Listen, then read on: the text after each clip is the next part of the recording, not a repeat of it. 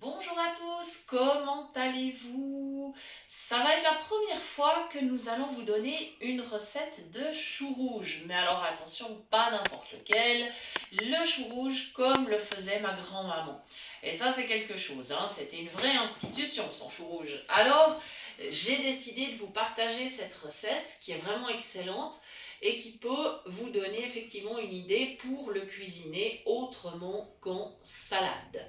Alors la première étape, ça a été bien sûr de le préparer. Alors j'explique brièvement parce que nous avons fait un live sur Facebook pour expliquer comment on le découpe, mais je vous résume très brièvement. La toute première étape, c'est bien sûr d'enlever le fond, le tronc. C'est pas énorme, il y a juste un petit bout à enlever, on tourne avec le couteau, ça vient très facilement. Ensuite, j'ai détaché les premières feuilles du tour parce qu'elles étaient plus tout à fait belles, donc j'ai préféré les enlever. J'ai ensuite lavé mon chou et j'ai continué à l'émincer avec le couteau, mais c'est une opération qui peut également être réalisée avec une râpe à main, une râpe électrique, enfin voilà, comme vous souhaitez, faites vraiment comme vous avez l'habitude. Ensuite, alors les ingrédients, je vais quand même vous donner les ingrédients, bien sûr, avant de commencer cette recette.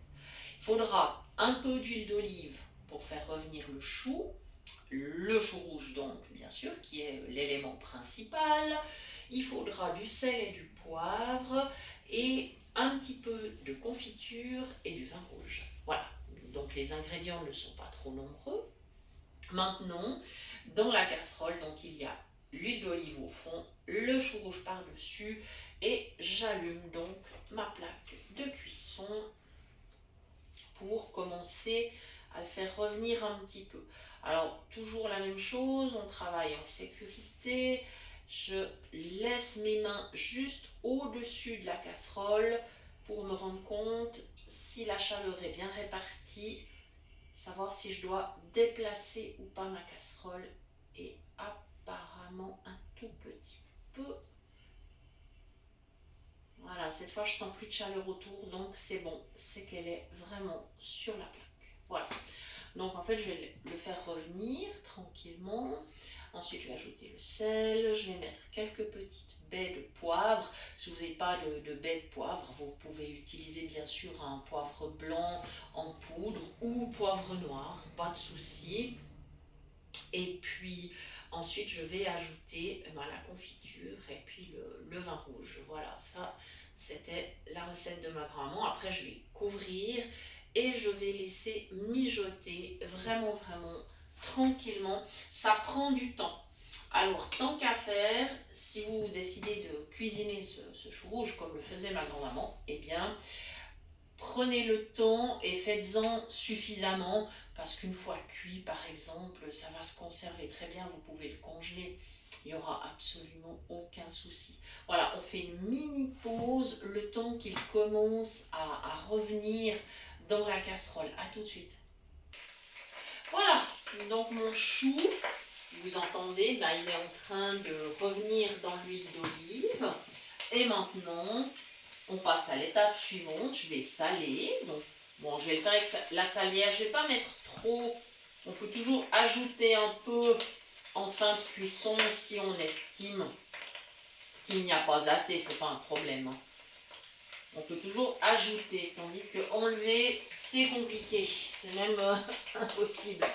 Voilà, maintenant je vais prendre une grande cuillère pour ajouter la confiture. Ça, c'est vraiment le petit secret qui permet d'avoir vraiment un chou rouge, mais bien gourmand. Alors évidemment, je ne vais pas mettre tout le pot.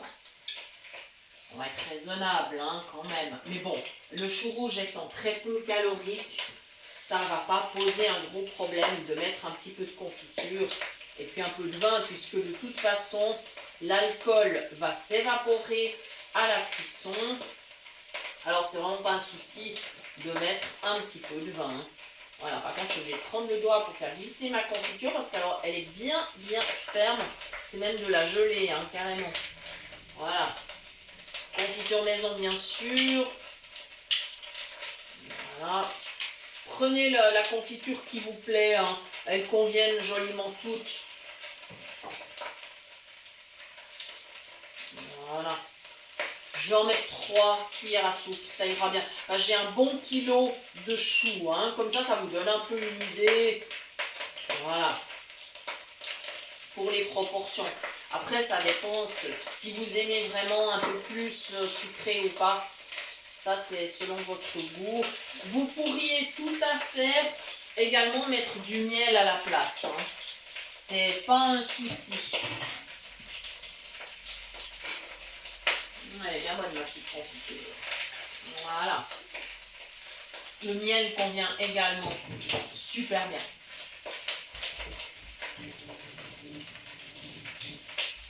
Voilà.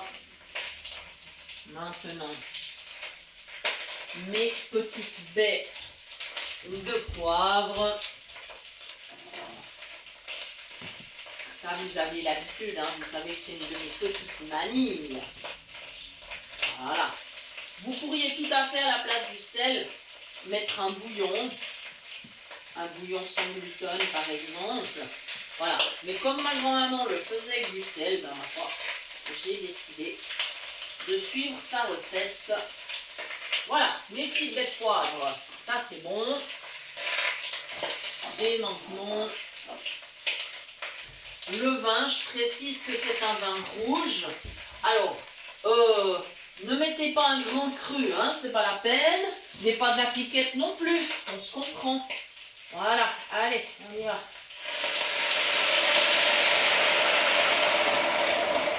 J'en ai mis environ 2 décis, hein.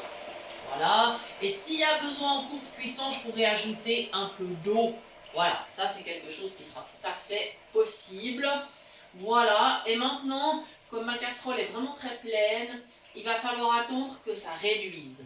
Donc, ce que je vais faire maintenant, c'est que je vais simplement couvrir.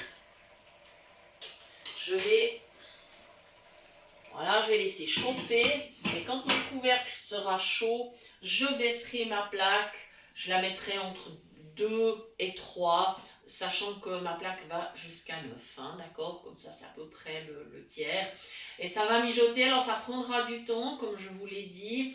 Il faut compter bien 1h30, parfois un peu plus. Il faut tester, il faut goûter, c'est la seule solution pour voir si c'est bien cuit. Ça doit être bien tendre. Ça doit être bien gourmand. Bien sûr, je viendrai remuer quelques fois, hein, naturellement. Voilà, mais ce ne sera pas un souci. Donc voilà, c'est une recette assez simple finalement, qui permet d'accompagner des viandes, des grillades, un petit peu ce que vous voulez. Ça peut aussi être accompagné un menu végétarien, hein, évidemment, il n'y a pas de problème du tout. C'est de toute façon une recette végétarienne, ça c'est sûr. Voilà, donc les possibilités, elles sont assez larges. Donc je vous remercie beaucoup d'avoir suivi la recette et je vous rappelle que vous pouvez bien sûr nous retrouver sur Facebook très régulièrement pour des lives. Et vous pouvez toujours bien sûr nous écrire à notre adresse mail cuisinepratique@mail.ch pour toute demande de recettes, si vous voulez nous proposer des recettes ou pour recevoir les liens des prochaines vidéos. Merci beaucoup de nous avoir suivis et à très bientôt pour de nouvelles idées cuisine.